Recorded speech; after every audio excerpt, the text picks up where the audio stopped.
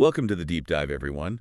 Before we jump in, I just want to wish you a wonderful day and pray God's blessing over your entire week. Yes, absolutely. Hoping you all have a great week ahead. So to start us off, I want you to imagine something for a second. What if, uh, what if the longest, most detailed, and arguably most culturally influential account of one of history's most important figures was written by a total outsider? Oh, wow. I mean, that's a wild premise. Right. Like someone who wasn't even in the room when the main events actually happened. Yeah, because that completely upends how we usually think about historical records. You naturally expect history's biggest biographies, the ones that literally reshape civilizations, to be written by the inner circle. The eyewitnesses. Exactly. The people who actually stood there and watched it all unfold. Right. But when you look at the Gospel of Luke, that just isn't the case at all. So today our mission is to explore the origins, the mysteries, and, honestly, the sheer investigative grit behind this massive text. And it really is a massive text. It is. And we're drawing on comprehensive introductions from two incredibly detailed scholarly sources today, the Holman and the NAA Study Bibles. We want to unpack how this ancient text was constructed, who the specific VIP was that actually funded it. That's a fascinating part of the story. Yeah, and why a mind-blowing 60% of its content is found literally nowhere else in history. It's a text that fundamentally altered the course of the world, yet its origins are built on some really fascinating, almost boots-on-the-ground historical detective work. I mean, it's basically a masterclass in ancient journalism. I love that. So let's jump right into the glaring paradox at the center of this whole thing. Yeah. The Gospel of Luke is, like we said, the longest book in the New Testament. By word count, yes. It is incredibly detailed, and yet the author never actually signs his name anywhere in the text. No, he doesn't. There's no title page that says, by Luke on the original scroll. So if it's completely anonymous, how do historians and scholars confidently know who wrote it? Well, to find the author of this first book, you actually have to read its sequel. Which is wild to think about. Right. But the Gospel of Luke is essentially part one of a massive two-part history, with the book of Acts being part two. Okay. And scholars recognize that they share the exact same sophisticated Greek literary style, the same vocabulary. They're even addressed to the exact same recipient. And it's in that second volume, right, the book of Acts, where the author sort of leaves behind a trail of grammatical fingerprints. Exactly, the famous we passages. The sources we're using today really highlight this as the key to unlocking the whole mystery. Yeah, let's unpack that because it's so cool. It really is. So for the vast majority of the book of Acts, the narrative is written in the standard third person. The text reads, they went here, or Paul did this. Like a normal history book. Exactly. But suddenly, in a few very specific, highly detailed sections, starting in Acts 16 and then later in chapters 20, 21, and 27, the grammar just abruptly shifts. It's out of nowhere. Right out of nowhere. The author starts writing, we set sail, or we stayed there. It's this sudden pivot to the first person plural. So it's basically like watching a really polished historical documentary, and halfway through, the camera accidentally flips around, and you realize the cameraman is actually traveling with the main subject. That is the perfect way to visualize it. Those grammatical shifts indicate that the author had physically joined the Apostle Paul on his travels during those specific voyages. Wow. And here's the kicker. We happen to know the names of Paul's traveling companions from his own personal letters. Oh, because he lists them out. He does. So when scholars cross-reference the timelines and the names, the prime candidate that emerges, pretty much without question, is a man named Luke. Interesting. Yeah, in Colossians 4.14, Paul specifically calls him the beloved physician, and he actually distinguishes him from his Jewish companions. Wait, meaning Luke was a Gentile? Yes. So he was entirely outside the Jewish ethnic and religious background of Jesus and the original disciples. He was a Gentile, a medical doctor, and according to early church historians like Eusebius, who noted he was a native of Antioch, he was someone deeply trained in observation. Right, as a doctor would be. Exactly. And this authorship isn't just a modern scholarly guess either. It's universally supported by the earliest Christian writers. Like who? Well, Justin Martyr, Tertullian, the Muratorian canon in the 2nd century, they all unanimously pointed to Luke. See, that brings up my absolute favorite aspect of this. I tend to think of Luke as like an ancient true crime podcaster or an investigative journalist. Oh, totally. Because he wasn't at the scene of the events in Galilee or Jerusalem when Jesus was teaching. He completely missed all of that. He wasn't there. But then, years later, He just shows up with a notebook, Yeah. tracking down the aging eyewitnesses, conducting interviews, cross-checking accounts, and putting together this massive chronological timeline from scratch. He was absolutely doing shoe leather journalism, and he is remarkably transparent about it, too. Yeah, right in the beginning. Right in the first 4 verses of his gospel, he plainly states that he didn't see these things himself, but rather he carefully investigated everything from the beginning. To write an orderly account. Exactly, an orderly account based on the testimony of those who were eyewitnesses from the start. Okay, but I have to play devil's advocate here for a second. Go for it. If I'm an early reader in the first century, Mhm. right, and I know this guy Luke wasn't actually there, why would I trust his account over someone who was? Like, how does a text written by an outsider gain enough credibility to become canonical scripture? That is such a crucial point because it really forces us to understand how credibility functioned in the ancient Mediterranean world. Right. Credibility wasn't just about, the words on the page. It was fundamentally about who vouched for you. Like your network. Your network was your authority. And Luke had the ultimate apostolic endorsement, Paul. Because Luke was known to travel with Paul, his written gospel was received by the early church with the full authority of the Apostle Paul himself. Oh, wow. So it's basically the ancient equivalent of getting a glowing foreword written by the most famous expert in your field. Essentially, yes. Eusebius even recorded that when Paul wrote in his letters about my gospel, the early church understood him to be referring to Luke's written account. That is fascinating. And furthermore, Luke's sheer transparency, the fact that he openly admitted his methodology was based on compiling rigorous research rather than, faking firsthand experience, that actually boosted his credibility among educated Greco-Roman readers. Because he wasn't pretending to be something he wasn't. Right. He presented himself as a serious historian, not a myth maker. And that makes a lot of sense. He's showing his work. Now, if Luke is acting as this meticulous researcher, dedicating years to compiling this massive dossier, the logistics alone suggest he had to be doing it for someone specific. Yes, the patron. Right. Which brings us to the mysterious recipient of this book. Both the Gospel of Luke and the Book of Acts are dedicated to one single person, Theophilus. He addresses both volumes directly to him right at the start. And when you look at the literal Greek translation, Theophilus means friend of God or one who loves God. So my immediate suspicion when reading that is that it's just a clever pen name. Like, was Luke just writing a broad, open letter to the symbolic friends of God out there? You can see why that theory has persisted for centuries. It has a really beautiful poetic ring to it. It does. But when you place the text firmly into its first-century Roman context, the evidence heavily points to Theophilus being a real flesh-and-blood historical figure. Really? How do we know that? The dead giveaway is the specific adjective Luke uses to address him in the Gospel's prologue. He calls him most excellent Theophilus. Most excellent. It sounds like something you'd say to a judge or a diplomat. It is a highly formalized, official honorific. The Greek word is kritistos. And later in the book of Acts, Luke uses that exact same title to address high-ranking Roman governors like Felix and Festus. Oh, wow. So applying most excellent to Theophilus strongly indicates he was a person of high social status, considerable wealth, and likely someone holding governmental authority within the Roman Empire. So this isn't some generic dedication. This is a targeted, highly polished presentation handed over to a Roman VIP. Exactly. But why go through all this effort for one guy? Because producing a 2-volume history of this magnitude in antiquity was astronomically expensive. Oh, right.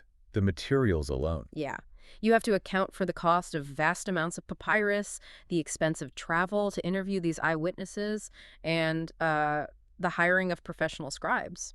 A standard citizen just couldn't afford that. You'd need a wealthy patron to finance the whole project. Exactly. The study Bibles suggest it is highly probable that most excellent Theophilus was the financial backer. So he paid for it. Yes. He was likely a relatively new Christian convert, a Gentile who had been instructed in the faith but who needed historical certainty. He basically commissioned Luke to run the investigation. So we essentially have this wealthy Roman aristocrat to thank for footing the bill for the longest book in the New Testament. We really do. That is wild. But, okay, if this text was specifically commissioned by a Roman official to solidify his understanding of this controversial new movement, the timeline of when he received this dossier becomes critical. Very critical. Because if he gets it before major historical traumas, it reads one way. But if he gets it after, It reads completely differently. And this dives right into the massive scholarly debate over the dating of the gospel, right? Oh, absolutely. Dating Luke is one of the most intense puzzles in biblical scholarship. The camps are generally split.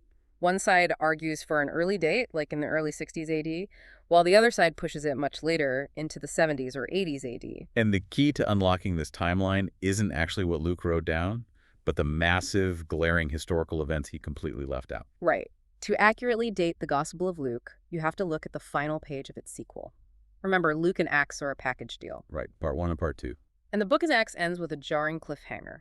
Paul is sitting under house arrest in Rome, preaching freely to visitors. The year is roughly 62 AD, and then the narrative just stops. Just ends. There's no resolution. We don't even find out the verdict of Paul's trial. Nothing. The silence is deafening. Wow. And if Luke wrote this narrative in the 70s or 80s, historians argue it makes zero sense for him to omit the world-altering events that occurred immediately after Paul's house arrest. Like what?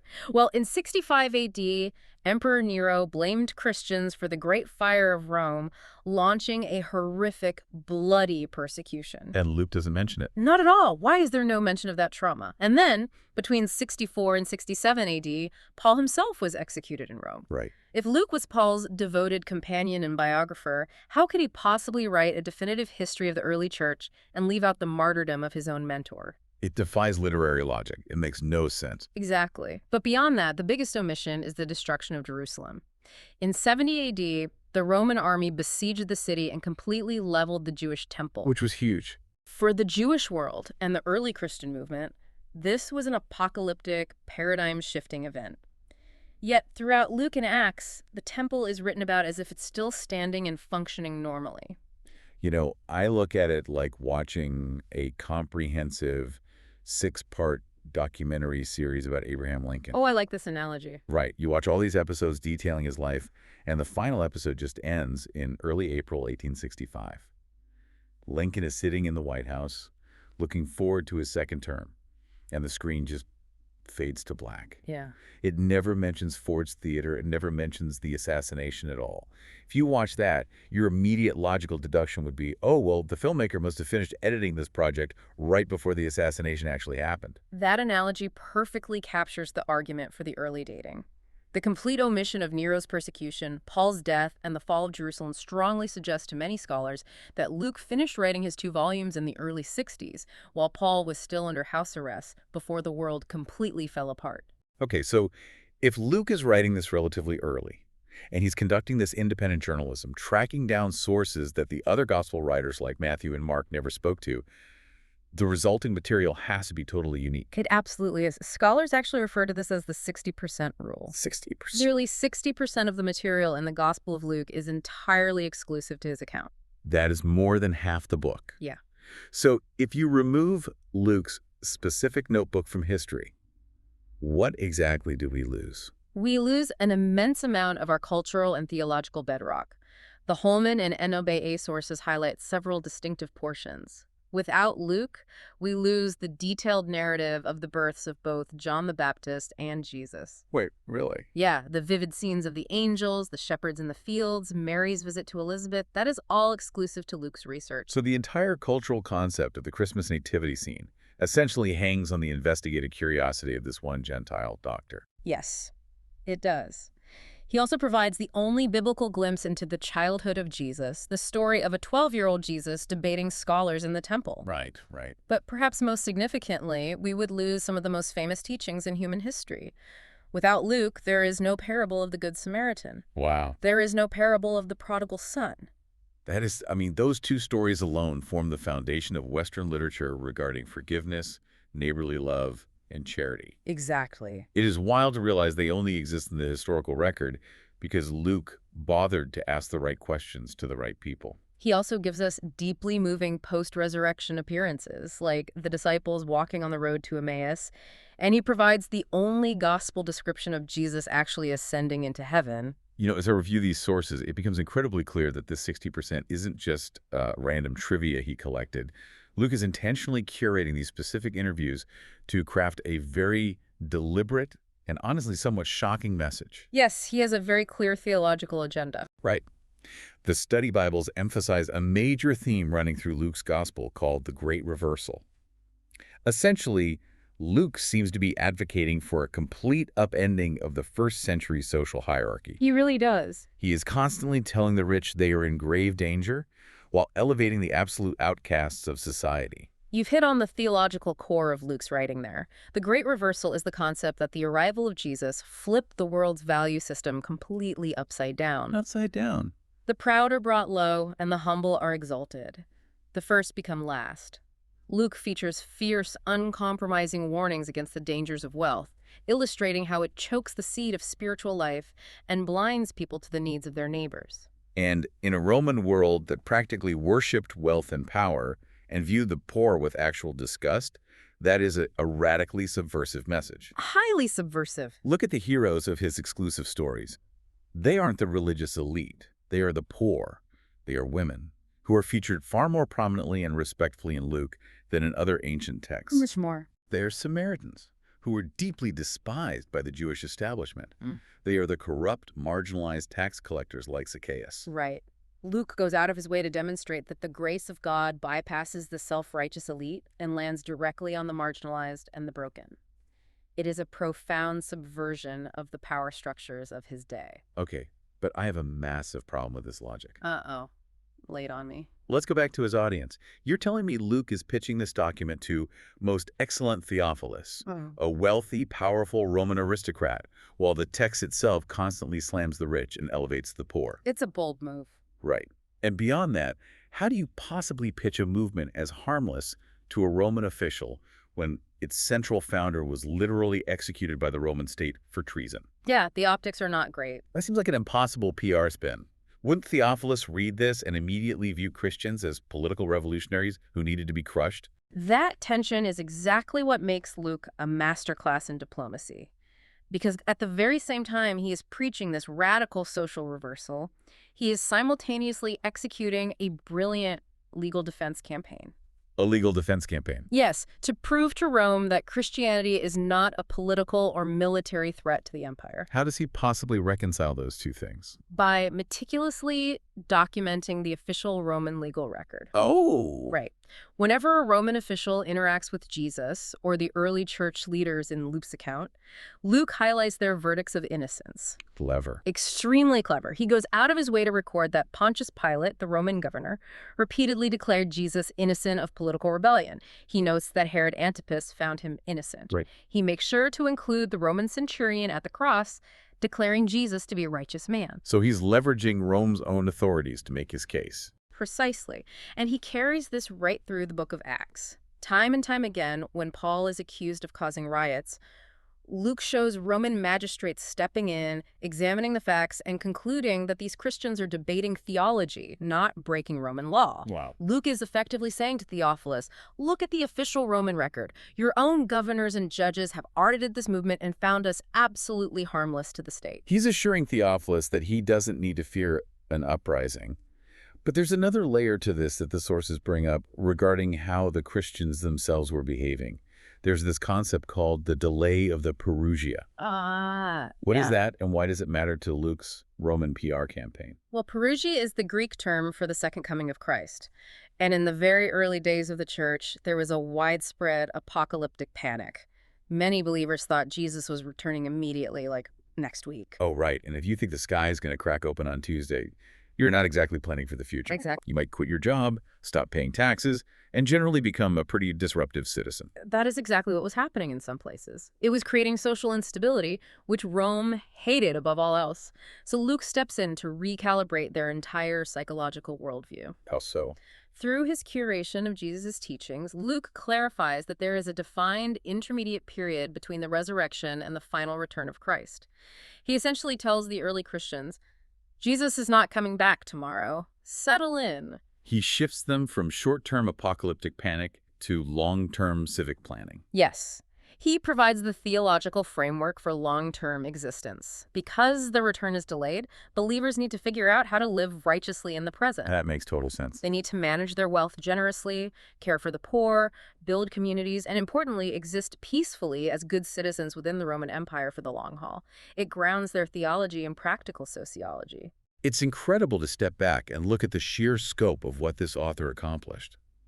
We've journeyed through how this anonymous, non-eyewitness Gentile doctor used rigorous investigative journalism to compile what became the most detailed, socially revolutionary, yet politically diplomatic account of early Christianity. He took the scattered, aging memories of eyewitnesses and forged them into a historical and theological masterpiece, one that assured believers of their faith and proved to an empire that they actually belonged. And, looking at his methodology leaves me with one final provocative thought for you listening today. I'd love to hear it. Consider how Luke's specific professional background might have profoundly shaped the history we inherited. As a doctor, Yes, as a physician, his entire life was spent dealing with the sick, the broken, the bleeding, and the outcast. His ear was naturally tuned to the suffering. that's a beautiful point. Perhaps that is exactly why, when he went out to conduct his interviews, he was the one who asked the questions that uncovered the parable of the Good Samaritan bandaging a wounded traveler. Right. He was the one who recorded Jesus healing the untouchables.